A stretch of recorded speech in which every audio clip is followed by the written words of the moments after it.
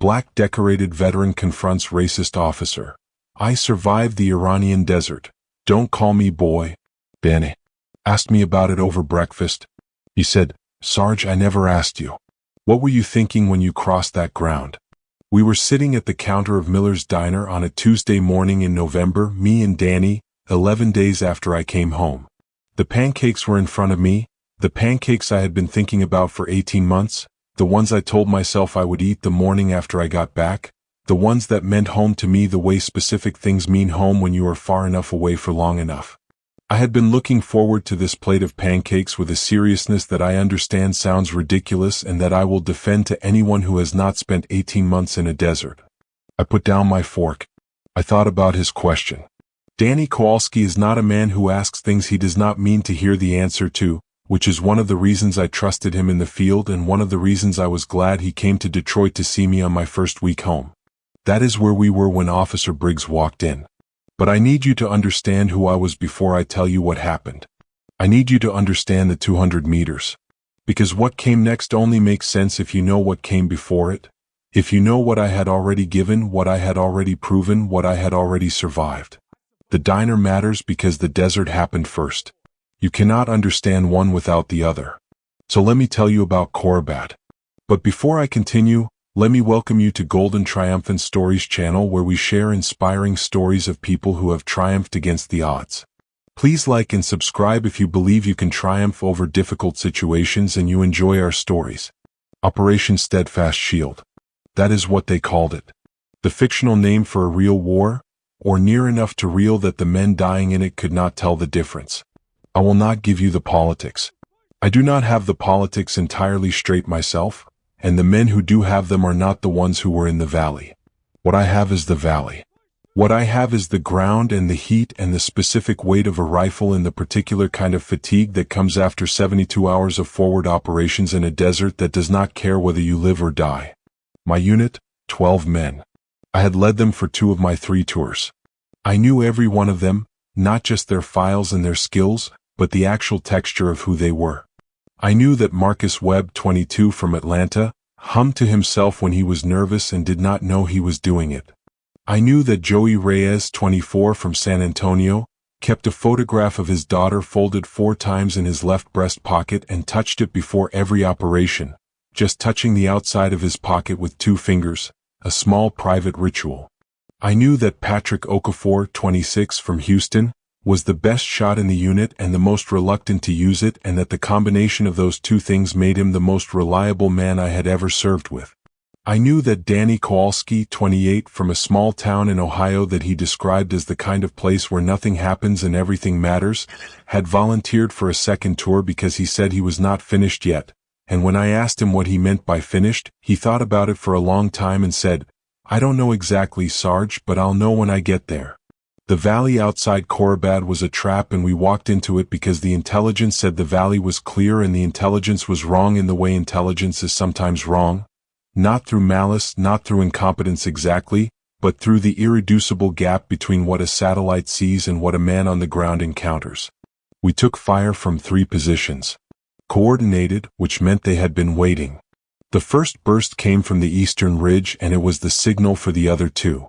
We scattered to cover, and I got my unit behind a rock formation on the western side, and I did a count, and I counted 8. 4 men were not behind the rocks. They were in the open ground 30 meters forward of our position, behind a shallow depression in the earth. A fold in the ground, barely enough to hold a body, that was the only cover available when the firing started, and they had moved to it on instinct because instinct in a firefight is the only reliable thing. The depression was 200 meters from my position across completely open ground. It was not covered. It was the illusion of cover. It was 4 men lying flat in a shallow fold in the earth while 3 elevated positions sent fire across the valley floor, and I watched from behind the rocks, and I understood that the illusion was going to run out.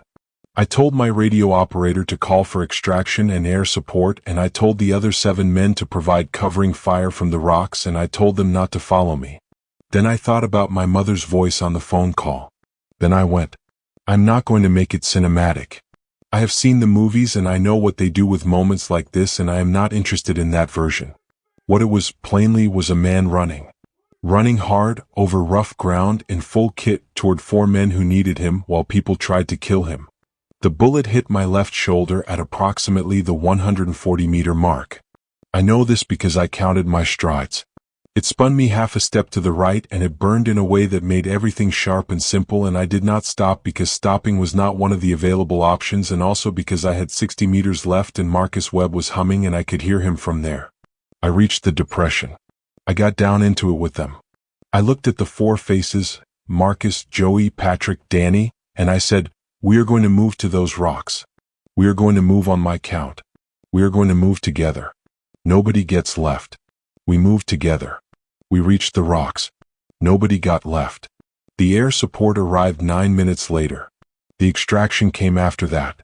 In the field hospital, a doctor who had seen a great deal and had the face of a man for whom a great deal had not made things easier told me that the bullet had passed clean through the shoulder without hitting anything it could not afford to hit. He said I was lucky. I said I was Staff Sergeant Darius Elwood Cole and I had 12 men and all 12 of them were accounted for and luck had nothing to do with it. He looked at me for a moment. Then he said, "Fair enough, Sergeant." Then he went back to work. 2 months later I was at Fort Bragg in my dress uniform receiving the Silver Star from a general who shook my hand and looked me in the eye and said the words that are said on those occasions and meant every one of them. I stood at attention and I received it and I felt the specific weight of it on my chest. Not the physical weight, which is negligible, but the weight of what it represented. What I had given. What had been formally acknowledged. My mother was in the front row. She was wearing the blue dress she saves for important occasions. She was crying and she was not trying to stop. 11 days later I was in Detroit eating pancakes. That is who I was when Officer Briggs walked into Miller's diner. That is what I was carrying on my chest. That is what he decided on a Tuesday morning, did not change anything about the sign on the door. Miller's Diner has been on the corner of Gresham and Harper in Detroit for 40 years. Chrome counter, red vinyl stools, the particular smell of a place that has been making the same food for decades and has gotten very good at it. Coffee that is strong and honest. Pancakes that are the size of a man's hand and arrive with real butter and real maple syrup and are the exact thing I want to eat when I think about the word home. Agnes has worked the counter for 22 years. I have known Agnes since I was a teenager. She is the kind of person who exists as a fixture of a place, inseparable from it, the face of the diner the way certain people become the face of the places they have decided to belong to. She knew my order before I said it. She said, "The usual, baby?" I said, "Yes, ma'am, thank you." She put it in the order without writing it down. Danny had eggs and toast. We had coffee in front of us by the time we sat down. I want to tell you about those first 20 minutes at the counter. Before everything changed. Because those 20 minutes were what I had been looking forward to and they were exactly what I had hoped they would be, and I want them to exist in this telling as the thing they were, not merely as the prelude to what came after. We talked about home. Danny's girl. He had a girl now, Sarah, who he had met through his cousin at a 4th of July party and who he described with the careful enthusiasm of a man who cannot believe his luck and is trying not to jinx it. I told him about my mother's cooking, about the first dinner home, about sitting at her kitchen table eating cornbread and collard greens and thinking, This is what 60 meters felt like. This is what I was running toward. He asked about my shoulder. I told him it was healing. Stiff in the mornings. The physical therapist said another 6 weeks and it would be as good as new, which I understood to mean it would be functional and serviceable and carry a particular sensitivity to cold for the rest of my life. He laughed. I laughed. The pancakes arrived and they were exactly what I remembered. I ate the first bite slowly, deliberately, the way you eat something you have been looking forward to for a long time, giving it the full attention it deserves, letting it be as good as you remember it. It was better than I remembered. That is when Danny asked about Korabad. That is when I told him about the crossing.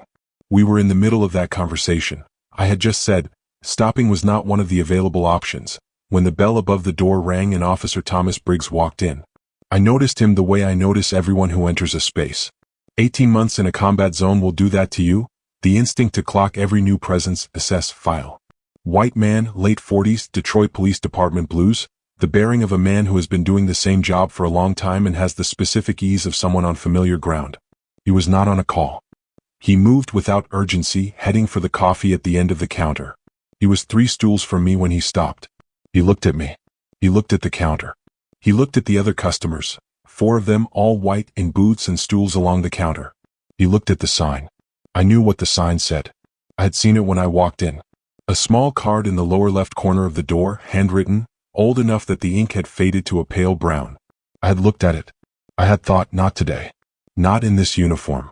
Not on this morning, 11 days home, silver star on my chest, shoulders still healing, pancakes in front of me.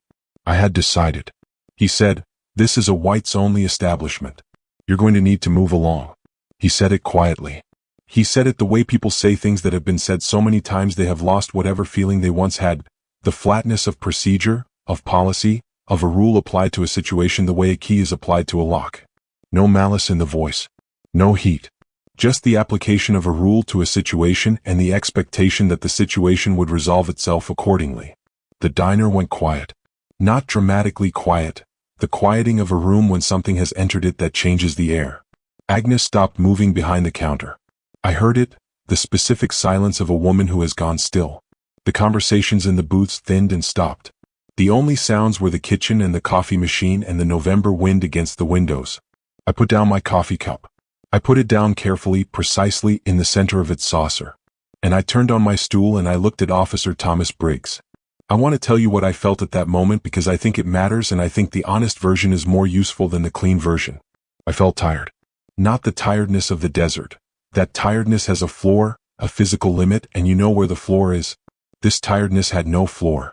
This was the tiredness of a man who has given everything a country can ask of a man and is being asked, 11 days after coming home, on a Tuesday morning with pancakes in front of him, to be less than what he is. The tiredness of a thing that should not still be happening and is still happening and has always been still happening. I felt that. And then underneath the tiredness, deeper and colder and more durable, something else. Something I had been carrying since before the desert. Since before the army. Since I was old enough to understand that the country I was willing to die for had a particular and persistent difficulty seeing me fully. I had crossed 200 meters of open ground for this country. I had taken a bullet for it. I had brought all 12 of my men home. I had stood at Fort Bragg in my dress uniform and received a silver star from a general who shook my hand and I had felt the weight of it and I had earned it. Not through luck, not through circumstance, but through the specific and deliberate application of everything I had and everything I was. And I was being told to move along. I looked at Officer Briggs for a long moment. I looked at him the way I look at the ground I am about to cross, taking the full measure of it, accounting for everything, deciding. Then I spoke. I said, "I am Staff Sergeant Darius Elwood Cole, United States Army. I have served 3 tours of duty. My most recent tour was 18 months in the Iran conflict, from which I returned 11 days ago. I returned with a silver star and a bullet wound in my left shoulder that has not yet fully healed. I crossed 200 meters of open ground under active fire to bring 4 of my men out of a kill zone and I took that bullet doing it and I did not stop. I sat down at this counter. I ordered my breakfast. I will finish my breakfast. I picked up my coffee cup. I looked at him over the rim of it. I drank. I did not look away. The diner was completely silent. The kitchen sounds had stopped. Agnes was standing behind the counter with a coffee pot in her hand and she was not moving. The 4 other customers were not eating. Danny Kowalski, 1 stool to my left, had gone absolutely still, the specific stillness of a soldier who has assessed a situation and is deciding what it requires. Officer Briggs had not moved. He was looking at me with an expression that was working through something. I could see it happening, the expression doing the work of a mind that has encountered something it did not prepare for and is reordering itself around it. He looked at the silver star on my chest. He looked at my shoulder, at the slight difference in how I held it, the healing still visible in the way a shoulder sits when something has passed through it. He looked at my face. Then he reached for his handcuffs. He said, "I'm going to need you to come with me, son." He called me son. I put the coffee cup down. I looked at the handcuffs. I looked at his face. I felt the specific clarity that comes when a thing becomes simple, when all the noise falls away and what remains is the essential truth of a situation, stripped of everything that is not load-bearing. The essential truth of this situation was this. I was not going anywhere. I had been to Korabat. I had crossed the ground. I had taken the bullet and kept moving. I had carried my men out of a valley in a desert on the other side of the world for this country, for this city, for this corner, for this counter, for these pancakes that tasted like home. I was not going anywhere. I opened my mouth to speak again. And Danny Kowalski stood up. I've thought about that moment many times since. The specific sound of Danny's stool scraping back on the linoleum floor. The way he stood, not quickly, not dramatically, just a man getting to his feet with the deliberate intention of a person who has decided something and is enacting the decision. He did not touch Officer Briggs. He did not step toward him. He stood up from his stool and he turned and he looked at the officer with the direct, undecorated look of a man delivering information. He said, "I'm Corporal Danny Kowalski, United States Army. I served under Staff Sergeant Cole for 2 tours. I was in Corabat. I was one of the 4 men in that valley." He paused. "Not for effect. Danny does not do things for effect." He paused because the next thing he had to say was something he was going to say correctly or not at all. He said, "2 months ago, Staff Sergeant Cole crossed 200 meters of open ground under active fire to pull me and 3 other soldiers out of a kill zone. He took a bullet in the shoulder doing it. He did not stop. He did not leave us. He brought all 4 of us out. He looked at the handcuffs. He said, 'You are going to put those away. You are going to let Staff Sergeant Cole finish his breakfast. And then you are going to go think very carefully about what you were about to do this morning.'" The diner held its breath. I watched Officer Briggs's face while Danny spoke. I watched it the way I watch faces when I need to know what is actually happening inside them, because what is actually happening is not always what the surface is showing. His face went through several things. The first was the face of a man who has been challenged in public and whose authority has been questioned. Then the face of a man who is listening, genuinely listening, to something he did not expect to hear. Then something harder to name. The face of a man who is looking at what he was about to do and finding, in the looking, something he would rather not have found. He looked at the silver star again. He looked at my shoulder. He looked at Danny, at this white man in civilian clothes standing up straight and looking at him without flinching, with the particular steadiness of a soldier who has learned that some things require you to stand. He looked at Agnes behind the counter, who had still not moved, who was watching him with the face of a woman who has seen 55 years of things and has decided that this is one of the things she will watch without looking away. He looked at the 4 customers in their booths, who were looking back at him with the held-breath attention of people who have been given a moment to decide whether to look away and have decided, perhaps for the first time in their lives in exactly this kind of moment, not to. Something moved across his face. I said before that the story does not offer redemption. I mean this. What moved across his face was not transformation. It was not the moment a prejudiced man became a different man. Those moments are real, but they take longer than a Tuesday morning in a diner, and they do not happen in public under the eyes of witnesses. What moved across his face was something smaller and more honest. The discomfort of a man who has just been shown, in front of people, the distance between what he believed he was doing and what he was actually doing. The gap between procedure and what procedure was built on. The gap between the sign on the door and the man sitting at the counter with a silver star on his chest and a bullet wound still healing in his left shoulder. He stood there for a moment with that discomfort on his face. Then he put the handcuffs away. He did not speak. He did not apologize. He did not say anything at all. He put the handcuffs back on his belt and he walked to the far end of the counter and he picked up his coffee.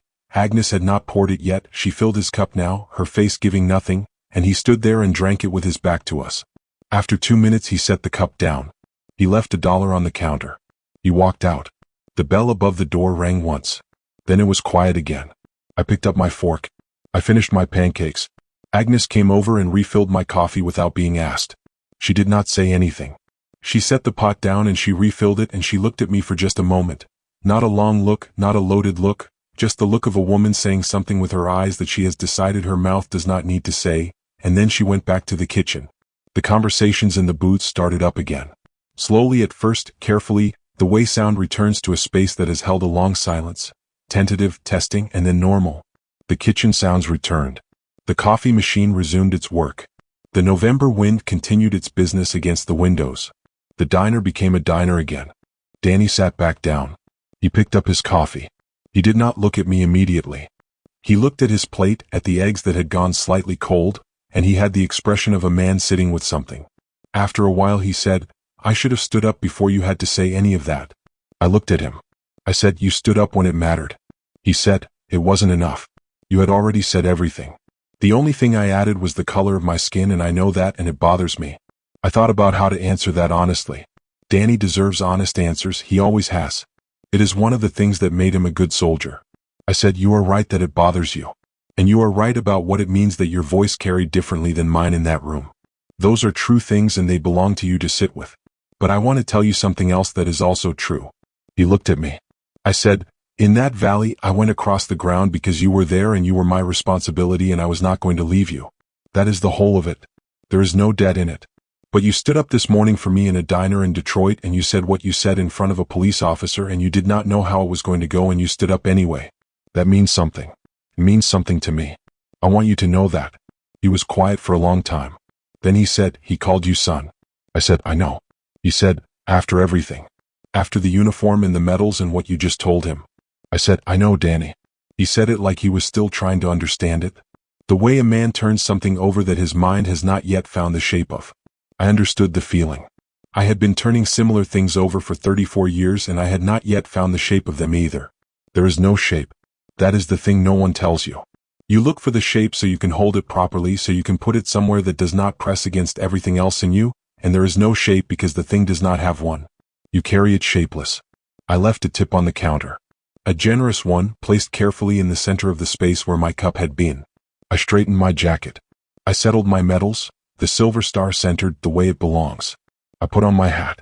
I stood up from the stool. Danny stood too. He extended his hand. I looked at it for a moment and then I took it and we shook hands the way men shake hands when the words have run out and the hands have to carry the rest of it. He said, "Thank you for my life, Sarge." I said, "Thank you for standing up, Danny." We held the handshake for a moment. Then we let go. I walked to the door of Miller's Diner. I pushed it open. The bell above the door rang. I stepped out into the Detroit November morning.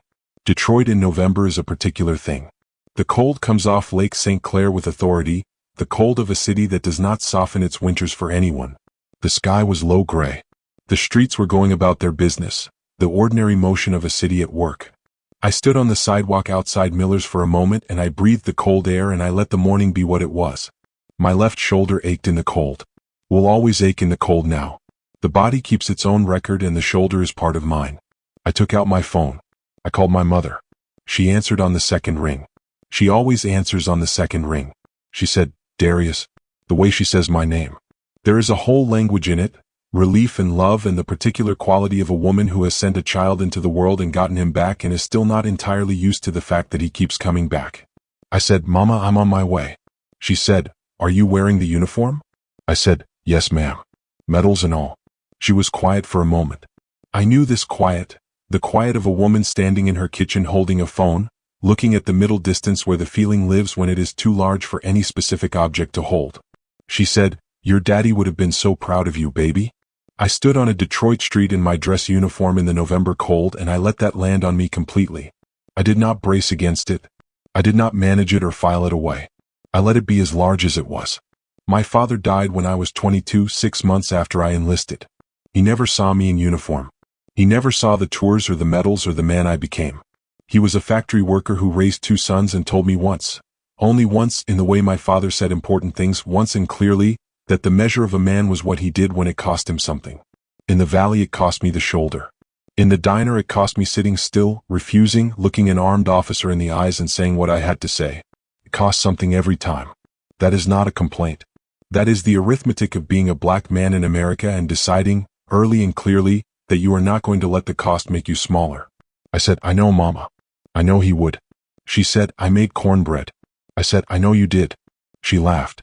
Her laugh is my favorite sound in the world, warm and immediate and completely itself.